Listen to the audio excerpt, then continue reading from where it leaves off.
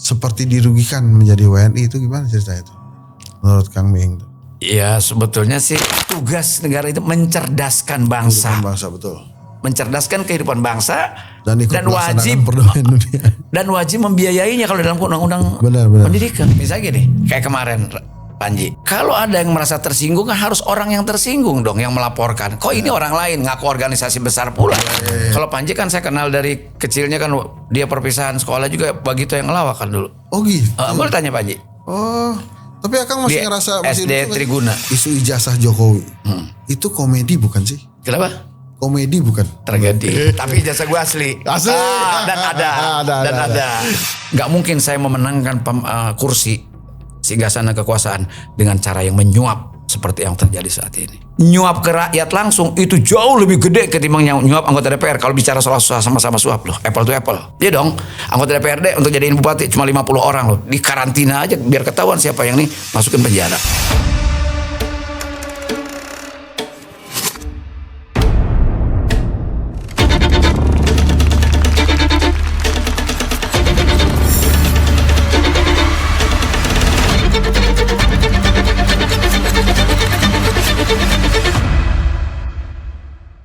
Bismillahirrahmanirrahim. Assalamualaikum warahmatullahi wabarakatuh.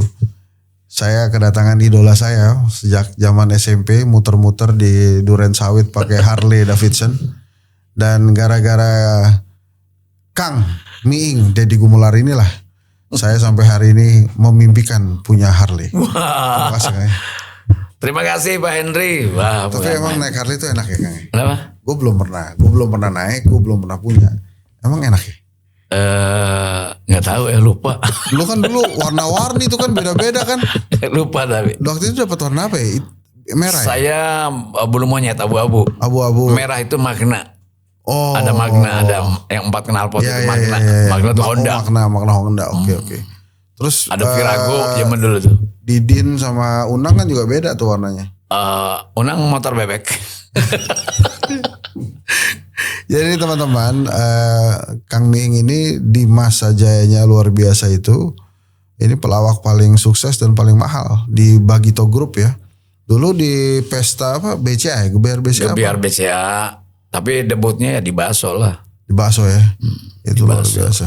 Kang, gimana ngeliat kondisi hari ini? Kelihatannya makin banyak bahan untuk pelawak-pelawak nih. Iya. Tapi negara ini kan, rakyat ini kan bukan soal perlu bahan. Walaupun ya pada dasarnya negara atau pemerintah ini saat ini sedang surplus memproduksi bahan lawakan gitu. Iya. Gitu. Jadi mungkin anak-anak stand up comedy lagi makmur nih, gampang bikin konten nih. Iya karena kadang-kadang saking banyaknya kita pusing sampai udah gak bisa ketawa sebetulnya karena saking banyaknya. Iya karena memang tidak semuanya bahan bisa jadi tertawaan. Bisa jadi gua marah orang. Iya. Sebetulnya presiden sudah melakukan itu sih Kang. Hanya memang ke grup-grup kelihatannya ya. Ke grup ormas, ke grup mantan menteri luar negeri, mantan wakil menteri luar negeri. Tapi kalau ketika dampaknya terjadi, yang menerima kan rakyat, bukan hanya ormas. Bukan hanya elit. Itu loh. Oh. Betul lah. Dan saya menyayangkan juga nih para ulama kok saya gak ngedenger ada yang marah atau gimana gitu. Saya juga bingung. Ya mungkin karena diplomasi itu tuh yang dianggap. Mungkin kan presiden panggil semua tuh. Mungkin salah satu kata-kata kalimatnya presiden yang membuat mereka tidak bersuara atau belum bersuara adalah bila BOP ini nyeleweng, Indonesia bisa keluar dari situ. Are you sure you trust him? Ya have no idea sih, kan kita mesti trust aja akhirnya. Bukan, percaya sama Trump. Percaya sama Netanyahu. Susah. Kan sudah banyak fakta. Ya. Gitu loh. Kita kok yuk sit down please John. Anda adalah sahabat baru saya gitu. Kang, ini agak geser lagi. Tadi pagi saya dengerin tuh. Kayaknya keberatan kita yang ngomong ginian nih. Enggak keberatan sih. Saya keberatan. Enggak, soalnya kalau berat-berat kan nyinggung-nyinggung saya nih. Kang itu tadi pagi kan ngomongin LPDP. Ini diulang boleh ya? Boleh. Itu gimana sih ceritanya kok sampai ada orang tuh secara sadar tanpa tekanan merasa bahwa seperti dirugikan menjadi WNI, itu gimana ceritanya itu menurut Kang Miing? Ya sebetulnya sih kalau merasa dirugikan secara eksplisit, saya belum pernah mendengar ya videonya atau kalau dia merasa rugi menjadi bangsa Indonesia, kalau persoalannya sulit kayak kita juga sama. Tapi menurut saya sih right orang is my country gitu ya. Itu satu. Karena ya hubul waton minal iman. Jadi mencintai negeri ini sebagian dari iman. Jadi tidak boleh juga menyatakan seperti itu. Jangan bosan mencintai Indonesia karena kita orang Indonesia. Mungkin saja kebetulan anaknya mendapatkan kewarganegaraan dari Inggris. Ya, bukan diam-diam aja, tapi nggak usah ngomong cukup saya jadi WNI. Loh, memang Anda kecelakaan jadi WNI? Kan bukan. Gitu loh. Emang dilahirkan sebagai WNI. Kan atas berkat rahmat Tuhan yang Maha Kuasa Indonesia merdeka itu loh. Ya. Dan negara ya, ini negara nih. Negara yang dianugerahi oleh Allah Subhanahu wa taala, kekayaan alam yang luar biasa itu cuma Indonesia loh. Sebut apa yang nggak punya di Indonesia? Semuanya ada. Hutan kita punya. Semuanya ada dan affordable. Iya. Di mana? Walaupun yang menikmati bangsa lain. Tapi kita affordable. Ya. Di mana kita bisa makan 10.000 tapi enak selain di MBG? Dianterin lagi. Iya. Dan bisa fly. Iya. Gitu. Jadi menurut Akang tuh LPDP itu Jadi itu kan satu program pemerintah beasiswa. Iya. Itu kan sama juga orang masyarakat apply ya, atau meminta ya, mengusulkan proposal kepada Kementerian Pendidikan Nasional dalam hal ini Dikti ya. Itu sama halnya dengan Henry mau ambil doktoral di Jerman misalnya, kan bisa juga dapat sponsor dari Jerman, bisa. dari Amerika, dari negara-negara Skandinavia dan sebagainya gitu ya. Bisa gitu loh. Nah ini juga sama gitu loh. Nah bahwa dalam itunya pasti ada perjanjian dong. Setelah lulus itu berapa tahun dia harus mengabdi. Tapi kan apakah betul lulusan LPDP dari sana semuanya bisa punya kesempatan mengabdi? Kan enggak juga. Ada yang dipakai, banyak peneliti yang nggak dipakai di negeri kita juga. Ya bukan salah orang itu. Bisa salah, tapi yang kita sesalkan pernyataannya itu loh sebetulnya. Cukup saya aja yang WNI. Saya cukup suami. Jadi artinya bahwa dia ada penyesalan sebagai bangsa Indonesia. Dia bisa ke Inggris itu karena dia orang Indonesia. True. Kalau ke Inggris dia nggak bisa ke Inggris, emang dari kecil di situ. Ya nggak, gitu kan? Betul nggak? Iya. Ya dong. Dia karena orang Indonesia maka dia mendapatkan sponsor dari LPDP. Dia kuliah di Inggris misalnya. Oke, belajar. Dia sudah selesai. Lalu mungkin saya nggak tahu setelah itu mengabdi atau tidak. Tapi yang disesalkan itu ketika dia mengatakan bahwa cukup saya yang jadi WNI, anak saya tidak gitu. Sama juga gini, cukup gue yang urusan sama Henry Satrio, yang lain nggak usah. Bisa, analoginya bisa begitu dong. Artinya gue kapok, gitu loh bro. Iya. Kapok berarti kan, gitu kan. Ini kan enggak gitu. Tapi juga ada pernyataan ini Wakil Menteri Dikti, siapa? Kristi. Ya, kalau tidak salah. Ada tulisan di situ. Itu juga mereka harusnya merasa utang budi. Nah diksi ini juga harus dikoreksi. Keliru. Tidak perlu, diksinya tidak utang budi karena dia tidak berutang. Karena itu yang membiayai itu rakyat. Gitu. Sama juga makan MBG gratis itu perlu dikoreksi. Enggak gratis. Pak Henry beli rokok, Pak Henry beli apapun belanja kita hari-hari. Pajak masuk. Itu setiap hari kita bayar pajak. Sekecil apapun pajak kita. Di restoran, di hotel, dimanapun, di tempat rekreasi kita bayar pajak loh. Jadi kalau Anda bayar 11.000 itu include dengan harusnya harga murninya nggak 11.000 dong, plus PPN sekian kan. Gitu loh. Jadi bukan utang budi. Memang di dalam konstitusi dan undang-undang tentang sistem pendidikan nasional dinyatakan bahwa tugas negara itu mencerdaskan bangsa. Betul. Mencerdaskan kehidupan bangsa dan wajib membiayainya kalau dalam undang-undang pendidikan. Wajib. Saya pernah ikut nyusun undang-undang pendidikan kedokteran. Ini saya cerita ini sebagai ilustrasi. Sebagai anggota DPR yang nggak lulus SMA. Enggak lulus SMA karena saya sekolahnya STM. Dia masih ingat aja mohon gue. Tapi ijazah gue asli. Dan ada. Iya. Tadi mana? Iya dan kalau ada kan kita sombong. Mau diambil kapan, melihat kapan? Boleh. Enggak jurusan polisi. Jadi lupa kan tadi topiknya apa? Tadi ngomong apa ya? Apa Dam? LPDP. Ya kan? Bukan. Menyusun undang-undang. Menyusun undang-undang pendidikan kedokteran. Ya, di salah satu pasal undang-undang kedokteran. Misalnya gitu. Henry Satrio waktu remaja masuk fakultas kedokteran. Ya. Ayahnya kuat membiayai. Oke, selama 3 tahun misalnya. Setelah itu meninggal, nggak kuat lagi membiayai. Maka negara wajib menyelesaikan pendidikan kedokteran itu. Begitu. Sampai ke saya nggak tahu mahasiswa kedokteran tahu nggak tuh undang-undang itu? Ya, gue rasa enggak sih. Setelah itu baru dia akan kembalikan, tapi setelah berprofesi, berpenghasilan sebagainya, itu ada pasal itu, gitu loh, gitu. Oke, ini sekarang itu tadi intermezzo tuh, 2 itu. Saya mau masuk kenapa saya undang seorang Miing. Ini kaitannya dengan karena Henry tahu Miing nggak ada kerjaan. Karena itu loh Kang, profesi lawak, dunia komedi di Indonesia. Kan Kang Mi kan melalui berbagai masa tuh ya, dari zamannya Sri Mulat, terus ada Bagito Group sampai sekarang lah Warkop, sampai sekarang ada stand up komedi. Kalau grup lawak mungkin buat anak-anak Gen Z mesti tahu nih, grup lawak di Indonesia itu ada zaman dari mulai kuartet, bukan mulai. Setahu saya dong Kuartet Jaya misalnya. Jayakarta Group tuh Jojon. Kalau Kuartet Jaya itu Bing Slamet, Edi Sud, Iskak dan Om Ateng. Itu namanya Kuartet Jaya. Kuartet Jaya. Tahu saudara-saudara. Iklan mobil itu Mitsubishi pakai jadi koboi itu kan. Iya. Gitu itu. Lalu kalau Jayakarta, Jojon, Cahyono, UU, Esther. Esther tuh siapa nama aslinya? Dulu Joni sebetulnya. Prapto. Itu terus banyak grup lawak itu.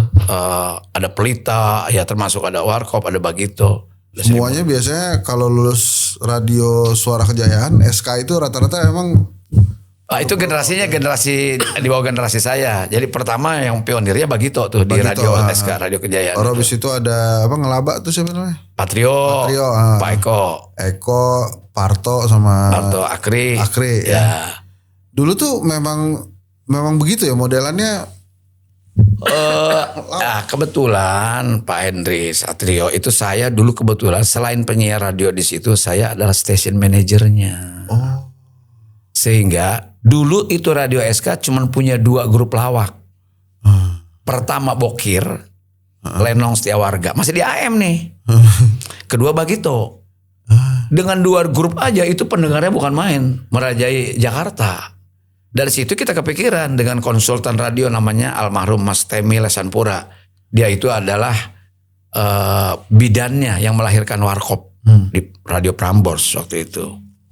Dan juga termasuk gurunya Bagito lah. Gitu loh. Yuk kita bikin radio humor. Belum ada nih di Indonesia. Pertama dan satu-satunya waktu itu. Maka karena saya jadi station manager, maka saya punya kewajiban untuk memproduksi program-program. Nah program ini nggak mungkin hanya oleh penyiar radio yang biasa bawa acara siaran musik dong. Mesti pelawak. Logika saya begitu. Gitu. Maka kita bikin lomba lawak, meng-hire lawak yang udah ada. Ya dulu grupnya siapa? Komeng itu dulu Diamor. Kemudian banyak lagi grup-grup di antaranya Parto itu. Jadi saya coba meng-hire mereka itu. Nah, saya tes. Abdel itu saya ngetes dulu. Oh iya. Jadi penyiar 6 bulan dia siaran cuma didengerin doang, gak diudarain. Gak bagus-bagus. Iya. Makanya Abdel kan telat ngetopnya. Iya. Gitu loh. Nah tapi sekarang dengan dunia lawak saat ini dan kelihatannya kan makin banyak komika nih. Ini seperti jadi lahan profesi baru lah ya. Tapi Kang Miing ngelihatnya bagaimana sih dunia? Kalau saya sih nggak ngelihat baru, hanya sekarang dipopulerkan oleh anak-anak dengan mungkin mereka menemukan metode ya, menemukan sistem. Pertama, rata-rata anak-anak stand up comedy itu adalah anak yang secara akademik terdidik gitu, anak sekolahan. Kalau dulu kan grup lawak itu kayak saya, nggak niat jadi grup lawak, nggak niat, emang karena hidupnya kepepet aja, gitu loh. Ya zaman sekolah nggak ada kerjaan, ngapain ngelawak yuk ngamen gitu loh. Kalau sekarang mereka direncanakan ingin jadi komika. Jadi beda, motifnya beda. Tapi dulu itu. Jadi kalau kita kemarin Bagito ngamen berjuang 8 tahun banting tulang ngamen ke sana kemari tiba-tiba sukses, itu kecelakaan di tempat yang enak sebetulnya. Karena nggak semua ya kayak gitu. Nggak semua. Tapi emang konsepnya kan begitu dulu tuh, satu grup lawak ada yang lucu, ada yang umpan lambung, ada yang jadi bijak-bijaknya gitu. Dan itu pun sama sekali. Bagaimana mungkin gue harus sekolahnya STM, nggak ada sekolah lawak yang menciptakan metode bagaimana seperti anak-anak bikin apa metode sekarang ini apa namanya stand up comedy gitu. Bagaimana mereka menyusun naskah sendiri lalu bagaimana urut-urutannya. Itu kan sangat sistematik. Cara berpikirnya pun. Karena memungkinkan yang tadi di awal bukan berarti pelawak pada tidak sekolah, tapi secara rata secara umum stand up comedy saya boleh bilang katakan bahwa memiliki kecerdasan akademik karena mereka rata-rata mahasiswa atau justru sarjana gitu kan. Nah, ini menjadi berbeda. Logic thinkingnya itu kan berbeda gitu. Kalau bilang stand up comedy dalam bahasa Indonesia bukan barang baru. Pepeng. Kalau dulu mah pelawak tunggal. Oh iya, benar. Rahmana, Nurul Komar, Abah Komar. Itu stand up dulunya. Nur Komar bukannya ada grupnya itu? Ada grupnya Pelita, lalu 4 kawan. Ya. Tapi awalnya dia sendirian. Oh gitu. Atet Jakaria, Krisna Purwana. Krisna Purwana saya tahu tuh. Dia Lalu dari Jogja Pak siapa namanya? Pak Basio, ada Junaidi sendiri dulu. Cuma tidak dipopulerkan dalam konteks ya karena memang pada saat itu anak remaja tidak ada yang gandrung pada dunia komedi. Siapa Kabayan tuh juga? Kang Ibing. Penyiar gitu. Jadi rata-rata bukan sesuatu yang baru ketika dia melawak sendirian. Sebelum ada stand up comedy saya pernah boleh dicek di Indef. Itu semua hampir 200-an doktor ekonomi semua yang nontonnya. Ulang tahun Indef. Yang suplai bahan saya namanya Dr. Fadil Hasan dan Dr. Imam Sugema. Bayang nggak? Iya. Begitu ketemu segini buku ekonomi diserahin ke saya. Harus dibaca. Saya 1,5 jam saya monolog. Tentang saya menjadi pengamatnya ekonomi. Saya bilang ini 200 orang pengamat ekonomi. Tapi ekonomi kayak begini amat gitu. Ada Sri Edi Swasono, Faisal Basri almarhum, Rizal Ramli almarhum, kumpul, saya yang nyeramahin, ger-geran, sama. Itu juga stand up comedy, nggak kebayang kita dulu akan seperti ini. Kalau sekarang diundang ngelawak masih berani? Kenapa? Diundang ngelawak masih berani? Yang bayarnya berani nggak? Pak Prabowo misalnya Pak Prabowo. Berani aja. Itu mau ngelawak apa? Oh banyak bahan malah. Banyak bahan. Isinya nasihat. Oh nasihat. Tapi gimana Kang? Sekarang kan kelihatannya kalau dulu melawak adalah melawak gitu. Kita ya ketawa-ketawa aja. Kalau sekarang? Sekarang ada barriernya, bahkan sempat juga baru sekali nih penistaan masuk ke ranah komedi gitu. Jadi ada frame, ada batasan yang nggak boleh nih, ini bisa melanggar dan kemudian tuduhannya penistaan. Itu gimana sih sebetulnya? Di undang-undang yang baru ya? Bukan undang-undang yang baru, kenyataan Panji lah misalnya. Terakhir itu ada penistaan. Mengenai Panji kan saya juga diundang untuk berkomentar. Saya mau mulai dari perbedaan zaman dulu saya ngelawak. Bukan berarti bagi nggak ngeritik kan? Karena Hendrik tahu kan. Kritik habis-habisan itu. Dan kalau bilang rejim itu mengerikan justru di Orde Baru. Iya betul. Iya kan? Gitu. Dulu juga sempat orang-orang belum ngeritik villa di Puncak. Bagi tahu betul. Lapangan golf orang belum berani kita udah ngomong. Cuma dulu itu enaknya harus langsung urusan dengan rezimnya. Misalnya gitu, ada masalah, saya dipanggilnya tidak oleh polisi karena tidak ada yang melaporkan. Polisi itu biasanya delik aduan kan. Iya. Kalau ini politis, dipanggilnya siapa coba? Laksus Dajaya, Kodam. Kodam. Kita kan langsung bakal dipanggil Kodam kebayang Guntur. Iya ngeri langsung. Gitu kan. Tapi enaknya di Kodam itu waktu itu lalu materi lawakan kita yang dianggap bermasalah oleh orang pejabat yang tersinggung itu dibawa, diputer. Ini maksudnya apa? Bahkan kaset siaran bukti siar radio kita dibawa, diputer. Ini maksudnya apa? Kita jelaskan. Setelah dijelaskan dan mereka jelas, bapak-bapak yang terhormat ini jelas. Ya, saya lihat pangkatnya kolonel itu ada kapten, ada mayor gitu. Kita dijajarin bertiga, ditanya. Saya juru bicara biasa. Waktu itu apa lawakannya? Dipanggil gara-gara apa? Ada yang soal hansip, ada yang soal apa. Kita kan bedanya begitu dengan Panji misalnya. Kalau Panji kan langsung kayak menohok gitu kan, langsung gitu. Kalau anak sekarang bilang bisa jadi vulgar gitu. Kalau dulu kita simbolik kan. Misalnya menyebut kalau menyinggung institusi misalnya dengan sebutan aparat saja disimbolkan oleh hansip kayak gitu loh. Ternyata hansip saat itu di bawah Kementerian Dalam Negeri. 2 tahun kita nggak boleh muncul di TVRI. Oh iya. Iya. Tunggu. Itu jadi ada lawakan. Terus ada yang tersinggung dipanggil ke Guntur. Enggak, ke Kodam. Ke Kodam. Guntur kan tahanan. Iya, ke Kodam terus diapain di Kodam? Ya itu Ditanya. dia pakai televisinya di setel gitu, di play. Ini maksudnya apa nih gitu. Takut ada tendensi kita terhadap pemerintah atau ketidaksukaan atau apa itu ditanya aja. Fair dong itu. Loh, sangat. Nggak langsung ujuk-ujuk. Oh enggak apa represif ya istilahnya. Enggak. Kita dipanggil, tapi kan namanya dipanggil Kodam. Ya, masa nggak nyut-nyutan jantung? Juga. Ya iya kan. Nah bedanya kalau sekarang berhadapan dengan semuanya. Sekarang ini berhadapan dengan masyarakat. Ya, nggak dengan rezim lagi. Polisi sih tinggal nunggu, ya. Misalnya gini, kayak kemarin Panji. Kalau ada yang merasa tersinggung kan harus orang yang tersinggung dong yang melaporkan. Kok ini orang lain ngaku organisasi besar pula Ya.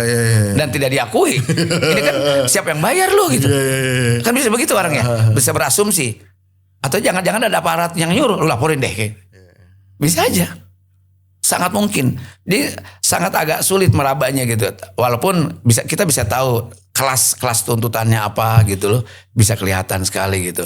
Dan saya nonton langsung siaran Panji. Karena Panji itu mengundang saya nonton di sana gitu loh. Ya kan kalau misalnya mungkin saja saya udah bilang ke Panji, kamu ini ngelawak kan bukan di ruang hampa. Ada peradaban dan peranata lainnya yang tidak bisa ngomong. Zaman Bagito dulu mana bisa ngomong tweet gitu kan. Maksudnya anjing gitu. Kan gak pernah kita. Iya. Atau ngomong alat kelamin gitu kan enggak. Iya.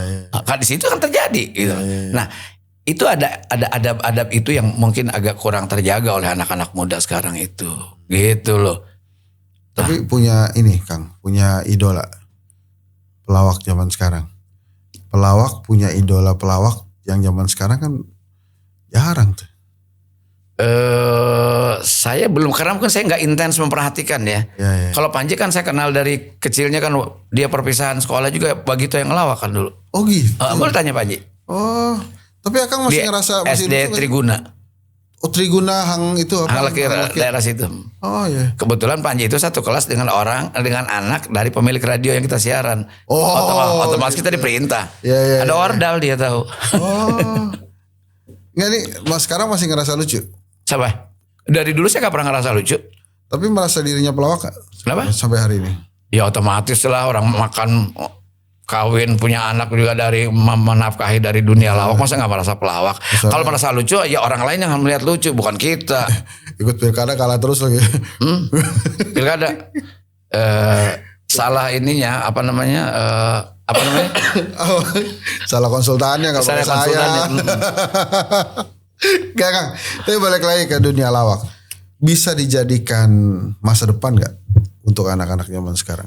Oh sangat bisa. Nah sekarang anak-anak stand up komedi di dalam tanda kutip ya, diuntungkan dengan suasana yang ada perubahan pemikiran masyarakat sendiri, market ya. Bahwa pertama dikesankan kalau stand up komedi itu intelek. Semuanya. Padahal walaupun tidak semuanya juga gitu. Banyak yang aneh juga menurut saya gitu ya. Bahwa mereka satu tipe, istilahnya bahwa dari keresahan lalu protes lalu satir, itu menjadi titik. Harusnya kalau saya zaman dulu titik 70%-nya itu udah hiburan, menghibur. Bagaimana caranya mereka tertawa? Karena dengan tertawa itu jadi katarsis dalam kehidupan orang. Jadi pembebas, jadi perlawanan. Setelah hiburannya dapat, lalu orang menerima, baru 30% mau bicara apa tentang pesan. Tentang motif kita mau apa, mau nasehatin, mau informasi, mau edukasi. Itu baru belakangan. Kalau 70%-nya protes, kritis, over digit menjadi cynical. Menjadi sinis sama orang. Ya. Paham? Ya. Tapi berani jadi stand up comedian Kang Ming? Saya? Lah. Saya pernah tanya Abdel. Oh ya? Oh, di brief sama anak-anak itu. Karena dia tuh gak tahu gue. Oh ya? Oh, taunya anggota DPR, gak tahu pelawak. Bapak begini-begini. Kata komentatornya di Indosiar, masih ingat Abdel, tanya Abdel. Sama siapa? Awe apa siapa gitu. Betul pernah loh gue. Oh, Pak Ming sudah berapa kali stand up? Saya baru dengar kata stand up aja saya di sini, saya bilang. Baru tahu nih. Oh ya, tapi baru pertama ya, betul. Iya. Belum punya pengalaman saya open mic ya namanya. Open mic. Ya. Belum ya. Tapi pertama aja udah bagus kok katanya. Gitu ngomongnya. Oh ya terima kasih gitu. Kalau nggak salah aja Om Ilin sama Abdel tuh. Sudah dalam hati, lu belum jadi pelawak udah digantung sama Tama di sini. Di Indosiar. Ya itulah yang itu masalah-masalah yang kecil lah itu. Nggak penting juga anak-anak tahu. Tapi paling tidak gini. Nah, kalau dulu kita menghibur. Nah, orang kayak Panji. Coba bandingkan kalau ada rekamannya mungkin banyak yang tertawanya atau banyak yang tepuk tangannya. Oh, oke. Itu beda ya? Beda. Ketawa sama tepuk tangan tuh beda. Karena hiburan itu ketika misalnya gas melon harganya turun, itu juga hiburan. Iya. Ya kan misalnya pemerintah mengumumkan angka kemiskinan menurun gitu. Wah. Menurun ke anaknya ke cucunya gitu. Ketawa. Itu ketawa. Itu juga hiburan. Kalau Kang Ming dicarinya apa? Ketawa atau tepuk tangannya? Jadi gini. Kata W.S. Rendra bilang, untuk apa kamu berkesenian Ming kalau jauh dari masyarakatnya? Jelas ada misi kita untuk menyampaikan itu. Misalnya apa? Ada pemberontakan intelektual dalam diri seseorang penghibur yang untuk menyampaikan tentang keresahan, ketidakadilan, ketimpangan, kezoliman.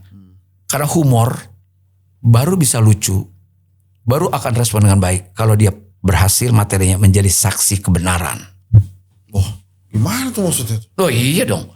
Kalau tidak benar, nggak bisa ketawa, Pak. Ini Pak ya. Nih, saya jelasin teorinya. Karena itu kan sebetulnya teori komunikasi, Pak Henry. Kalau saya ngelawak depan Pak Henry dalam bahasa Rusia, Anda tidak mengerti, sederhana aja, nggak bakal ketawa. Kalau saya menghibur orang di Bursa Efek Jakarta, saya sendiri tidak mengerti tentang terminologi istilah efek atau saham atau apa, nggak mungkin ketawa. Kita aja yang bodoh. Bukan dianya yang salah, kita yang salah. Artinya di situ metodenya dibutuhkan riset, dibutuhkan knowledge. Gitu loh. Maka kenapa pertanyaannya orang ketawa? Karena orang mengerti.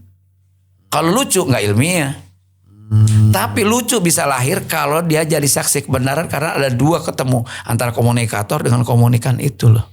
Ketemu di situ ada field of experience yang sama, ada latar belakang yang sama. Kalau nggak sama nggak mungkin.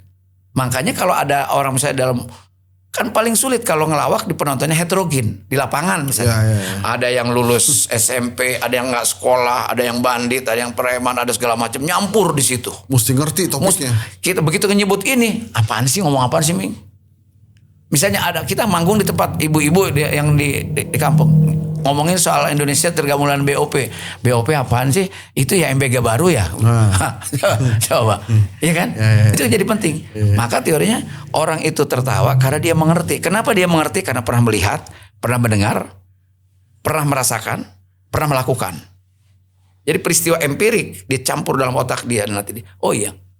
Berapa lama menemukan bahan lawakan tuh? Durasi kira-kira?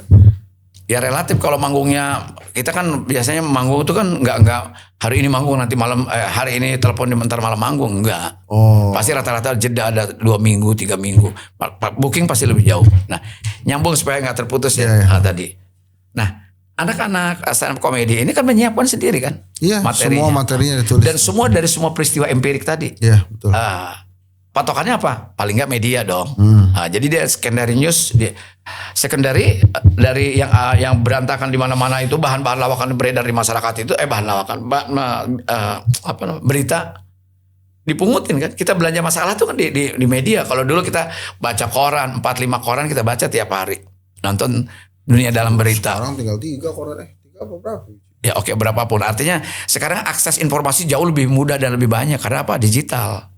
Kalau dulu kita koran, gitu loh. Nah dari situ, tapi ada juga materi-materi lawakan yang non news, gitu loh, non berita, non sosial, apa hiburan. Kayak nonton Sri Mulat nggak usah protes, lihat gepeng gini-gini, selendang aja, serempet udah ketawa, gitu. Itu berbeda lagi, gitu loh. Kalau Sri Mulat, orang nonton Sri Mulat, kita mendatangi Sri Mulat. Lu jangan ngeritik. Kemarin materinya itu juga, lu ketawa juga hari ini. Jangan protes. Udah, memang itu Sri Mulat. Karena kita yang datang untuk dia. Betul kan? Misalnya, Pak, ini airnya disimpan di mana ini? Pak? di sini gitu. Asmuni gitu. Orang ketawa, berapa kali kita nonton kayak gitu, nggak pernah nggak ketawa.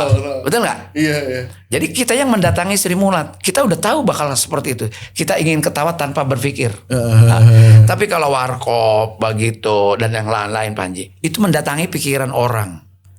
Ada orang di depan kita 1.000 orang, 10.000 orang, kita harus baca isi kepalanya apa, patokannya apa, news yang beredar paling nggak dia punya pengetahuan tentang ini dan isu ini. Kenapa ketika menyebut Sambo atau siapa namanya yang narkoba itu siapa? Siapa yang botak bro? Ya oke lah gitu. Kenapa orang ketawa? Karena berita itu begitu besar dan orang tahu semua gitu. Tar, gue penasaran. Siapa polisi yang narkoba? Teddy Minahasa. Iya dong. Selain tokoh juga peristiwa. Gitu, yang diingat oleh publik dengan mudah memecahkannya. Ice breakingnya lebih mudah. Jadi tokoh dan peristiwa itu jadi ice breaker bagi pelawak, bagi mencairkan supaya ketemu wawasannya. Kalau orang sekolahan bilang ada feel of experience, ada latar belakang yang sama loh. Saya mau ngelawak di ID, kan? Pengkumpulan dokter-dokter dong. Minimal kita mesti tahu itu resep apa. Kalau resep jangan pernah disuntik, pernah minum obat, pernah diinfus, pernah dirawat, tahu bagaimana dokter meriksa apa keluhannya, sakit apa, sambil nulis kan gitu kan. Bapak makannya sembarangan sih. Enggak, saya nggak banyak makan di jalan tol kok makannya. Gitu loh Hen. Nih saya nanya nih, ini mohon maaf nih kalau nggak berkenan. Menurut Kang Miing, misalnya nih, isu ijazah Jokowi itu komedi bukan sih? Kenapa? Komedi bukan? Tragedi. Tragedi itu saudara sepupunya komedi. Gimana? Kenapa isu ijazah Jokowi itu tragedi bukan komedi? Kenapa? Ya kan rakyat ini kan buang waktu hanya untuk fokus di berita, memperhatikan itu, membahas ini, yang nggak ngerti pun ikut komentar. Itu kan terjadi juga polarisasi tetap berkepanjangan, ya kan? Lalu buang-buang waktu harus urusan kepolisian, hanya urusan ijazah gitu. Kalau memang tidak ada motif politik untuk memperpanjang promosi gratis gitu kan? Tunjukin secara aja. Politik, tinggal liatin aja. Jadi Kang Miing, Pak Henry nanya, Pak Ming ada KTP, saya mau transfer uang pakai KTP Bapak. Ini KTP saya dengan mudah kan? Gitu loh. Kalau sayang pada bangsanya agar bangsa ini tidak buang waktu hanya ngurusin kayak begituan. Tapi menurut Kang Miing gimana? Asli gak? Kenapa? Asli gak ijazah? Kenapa? Asli gak? Saya orang baru ya.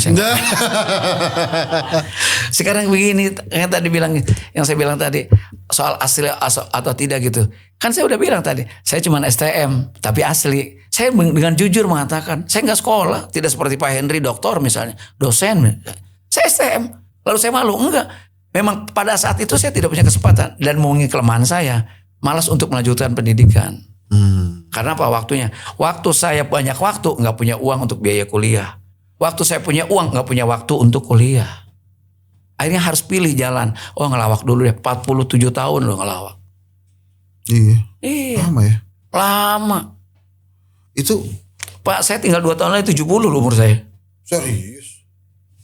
Iya kan? Iya katanya. 70 bro.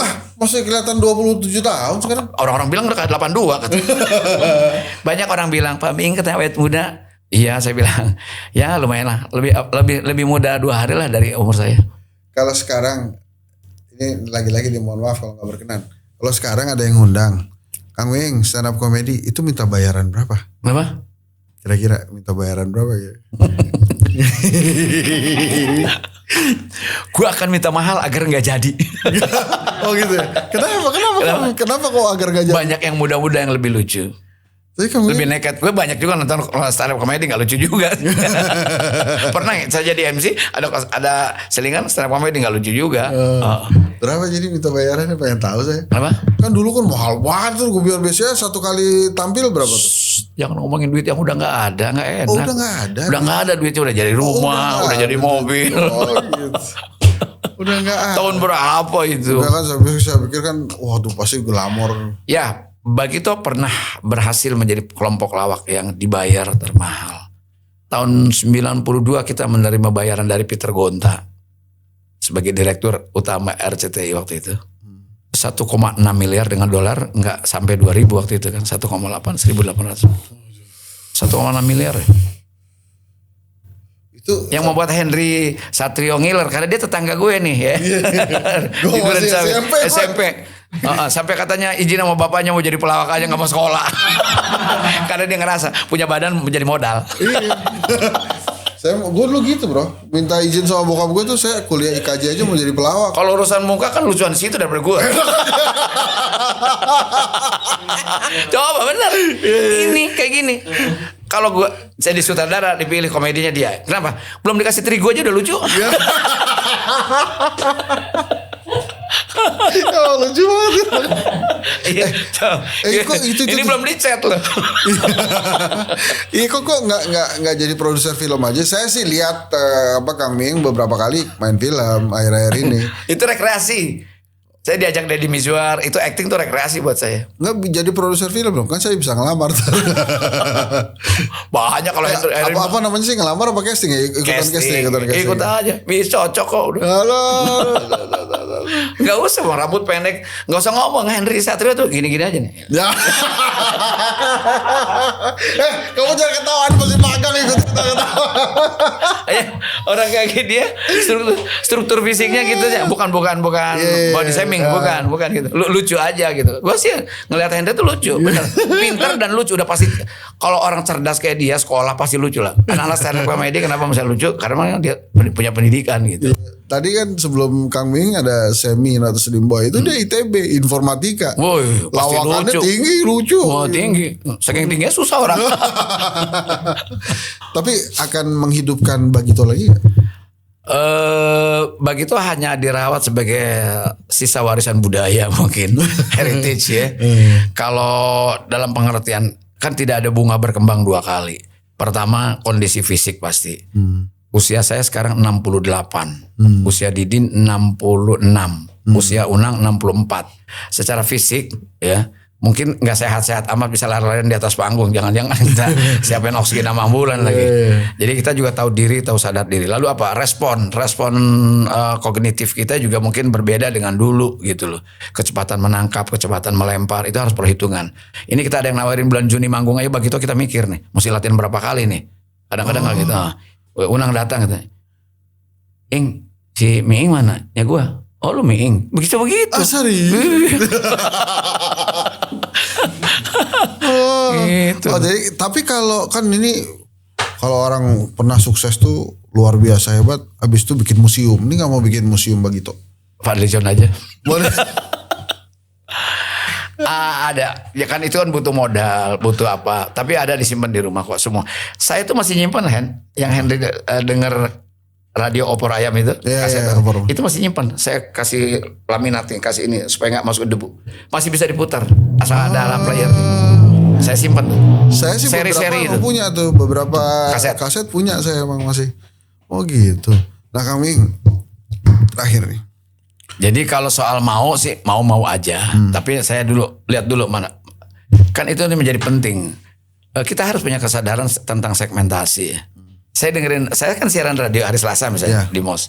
Itu pendengarnya usia pendengar saya di SK. Iya, kayak Henry waktu SMP. Yang bedah jantung saya Dr. Bono itu SMP dari Halim naik sepeda mini nonton gue tuh di Pakubono. Kemarin terakhir bedah jantung. Jadi dokter bedah jantung. Jadi gini ya teman-teman ya.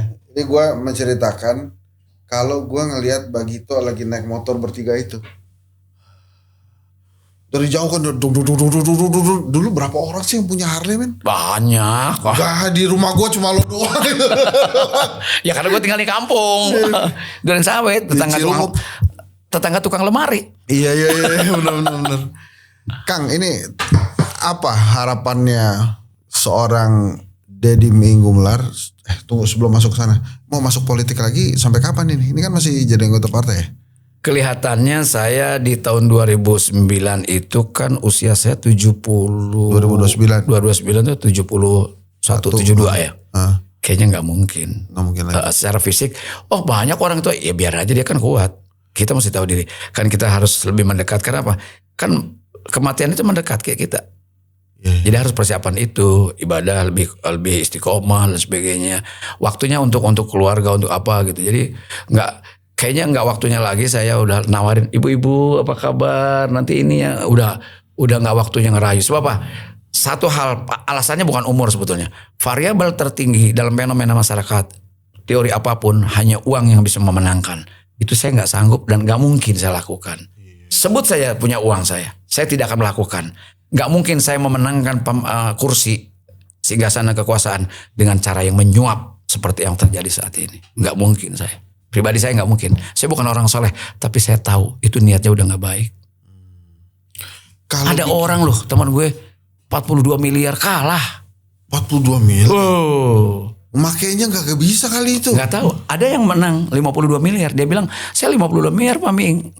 Menang. Menurut saya nggak gede. Karena menang. Ada teman saya 42 miliar gede, tapi kalah. Karena kalah. Ya gede tetap. Kalau gue mah beli ruko. Iya maksud gue 42 miliar kalah tuh dipakainya. Oh, Bapak nggak tahu. Bapak kan konsultan. Mestinya tahu banyak orang yang menyiapkan uang segitu banyak. Iya. Sekarang masyarakat itu nggak ada serangan fajar, nggak ada hari hanya. Saya kalau kampanye tuh kayak semacam tausiah lah. Agar mereka bagaimana mempersiapkan anak-anak masa depan, harus punya pemerintahan yang baik, wakil yang baik dan sebagainya. Ceramah isinya gitu. Dikaitkan dengan agama, dengan budaya, dengan masa depan anak. Kalau kita dapat pemimpin atau wakil rakyat yang hasil suap kayak begini-begini, itu disampaikan. Apa ibu-ibunya letuk, Pak Miing, kalau siraman rohani mah udah cukup kali. Sekarang siraman hari-hanya bagaimana? Siraman hari-hanya. Iya, itu berani ngomong. Karena memang diajarin sama yang lain begitu kali. Saya kira yang ngajarinnya elit. Dulu nggak ada orang ngerti suap. Iya, karena takut. Ada elit-elit politik yang tidak punya kemampuan dan kompetensi. Dia kalau nggak nyogok dia nggak bakal menang. Maka digunakan kekuasaan uangnya.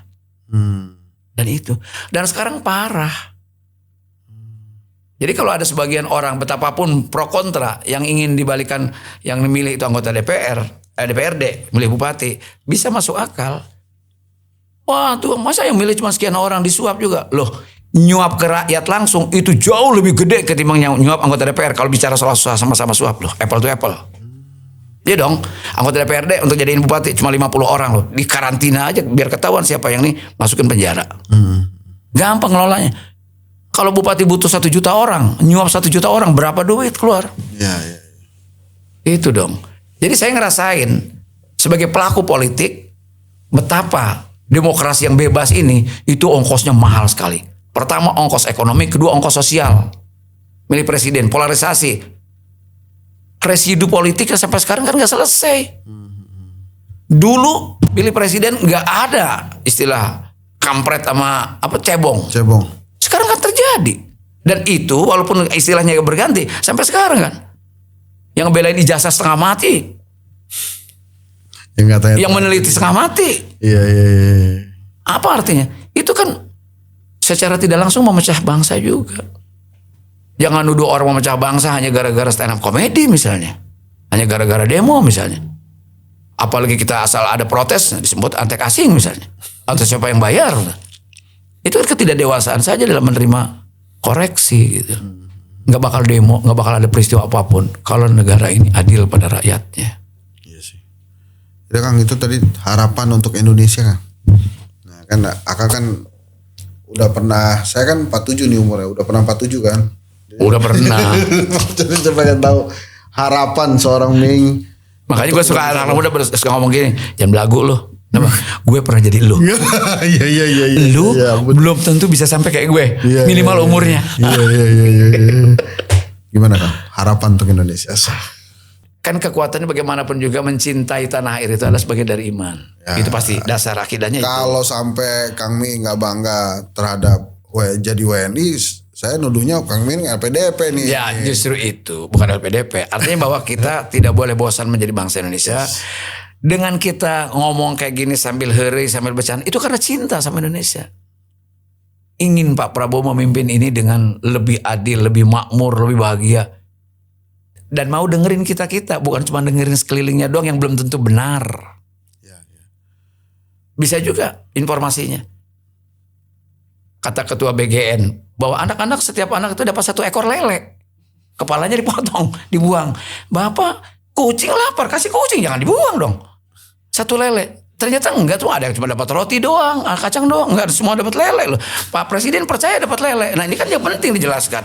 Iya. Betul nggak? Itu daging sapi. Kalau saya yang ini dapat lele, orang Riau dapat patin, ya adil tetap Iya. gitu. Iya kan?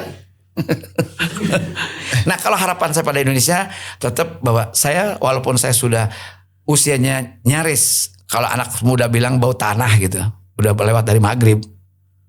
Tapi kan saya punya anak dan punya cucu. Saya berharap anak cucu saya hidup dalam tatanan negara yang baldatun thayyibatun rabbun ghafur. Artinya apa? Kita harus ikut berjuang untuk mewariskan itu pada anak cucu kita.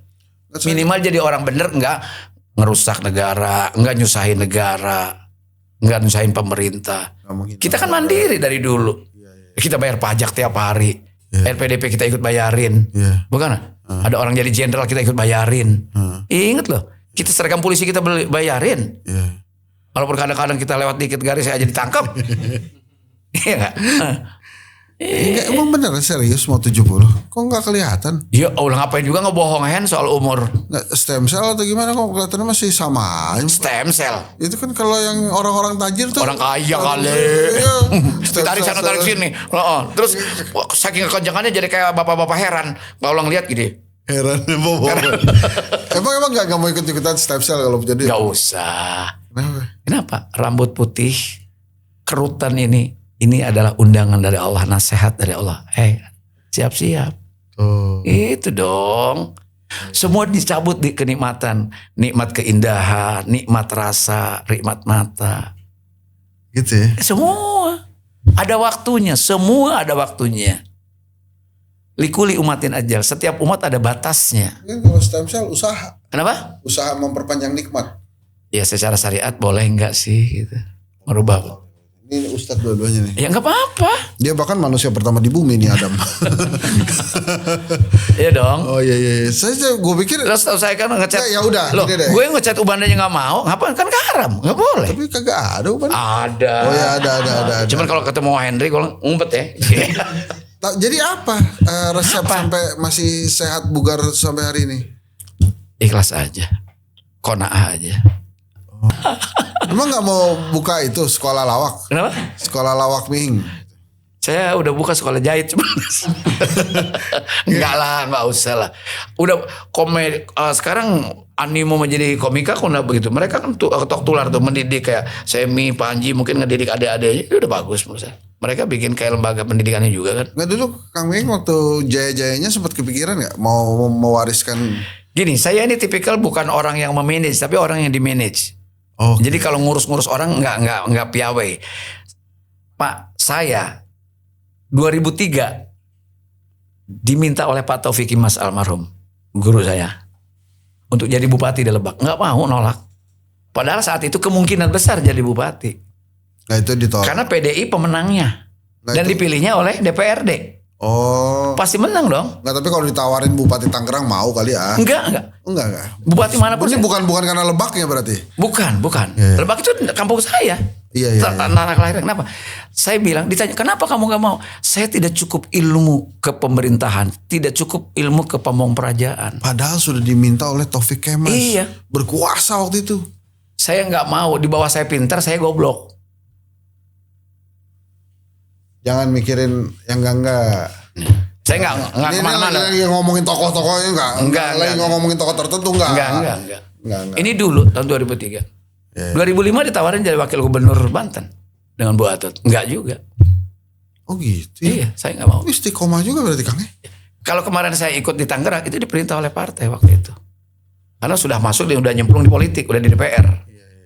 Saat itu saya masih jadi pelawak lah, jadi artis lah. Tahun 2003 dong.